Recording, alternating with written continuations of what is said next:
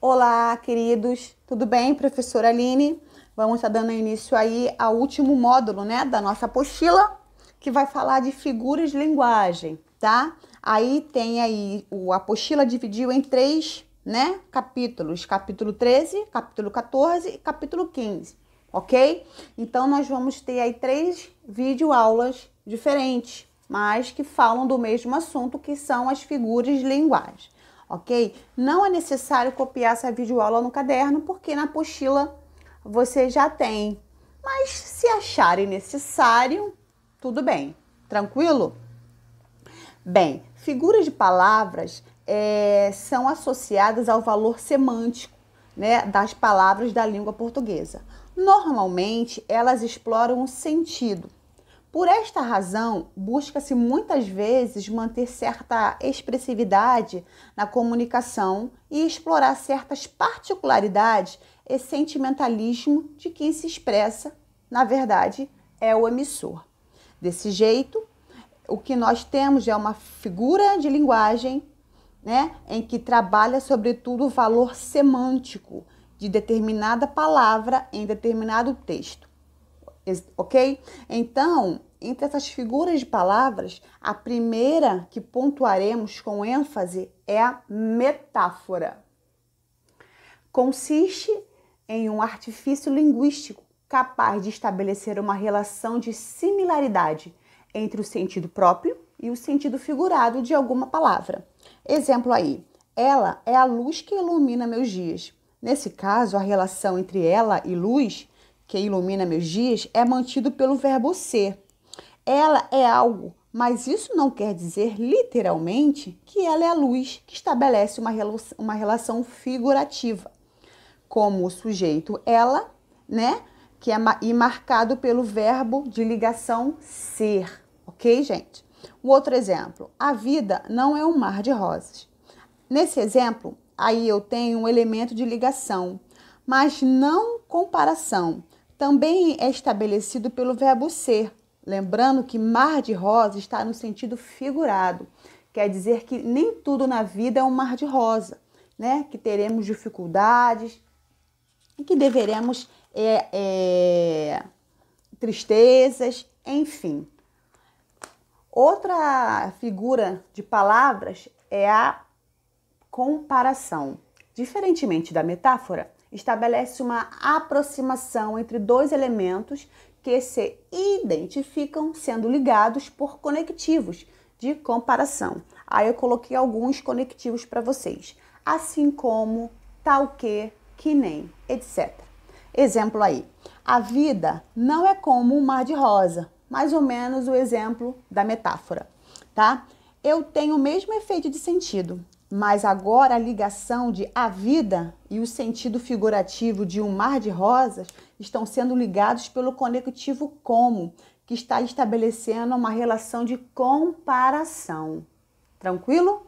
Metonímia corresponde à transposição de um significado, de significados, e o emprego de um nome por outro, estabelecendo uma relação de proximidade de sentido. Exemplo aí, Marina admira Portinari.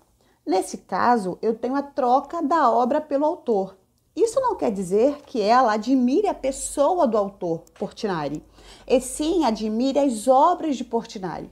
Existiu aí a substituição do autor pela obra, tá? Na metonímia pode acontecer isso, tá? A substituição do autor pela obra, de uma parte pelo todo, da marca pelo produto, ok? Nós vamos ver aí através dos exemplos. Outro exemplo aí. O pai de Jorge possui 100 cabeças de gado.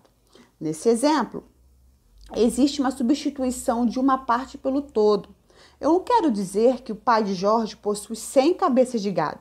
Na verdade, com a utilização da metonímia, o que se expressa é que o pai de Jorge possui, na verdade, 100 animais e não 100 cabeças somente.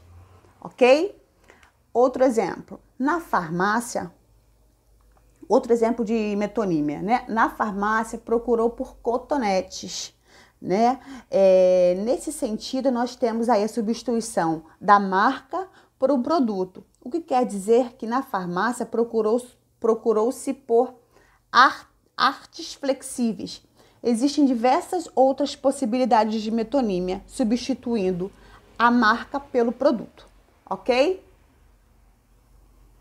Catacrese ocorre quando, por falta de um termo específico para designar determinado sentido, emprega-se outro por empréstimo. Exemplo, pé da cadeira. A cadeira não tem literalmente um pé.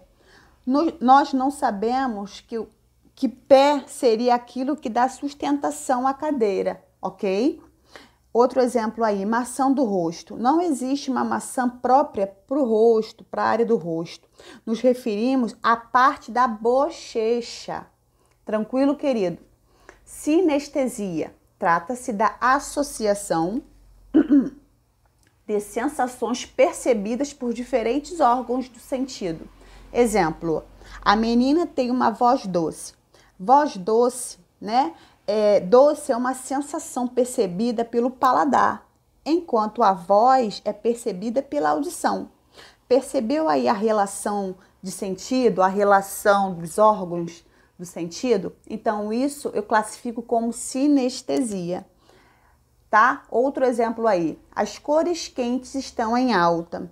Nesse caso, estão em alta no verão, né? Cores é algo percebido pela visão, que é um dos órgãos de sentido. Quente, né? É pela sensibilidade da pele, quer dizer que tá calor, tá? Mais uma vez, utilizando aí os órgãos de sentido. E por fim, antonomásia. Consiste na substituição de um termo por outro que o identifique com facilidade. Exemplo, hoje tem show do Rei. Rei no Brasil se refere-se a Roberto Carlos, né? Um grande cantor brasileiro. E substitui-se rei por se referir aos seus grandes feitos dentro da música. Outro exemplo aí, no zoológico admirou-se pelo rei da selva. Quando falamos de rei da selva, nos referimos ao leão ou aos leões, né? Os reis da selva. Nesse caso, a associação de que ele seria o rei da selva configura o entendimento fácil por essa expressão.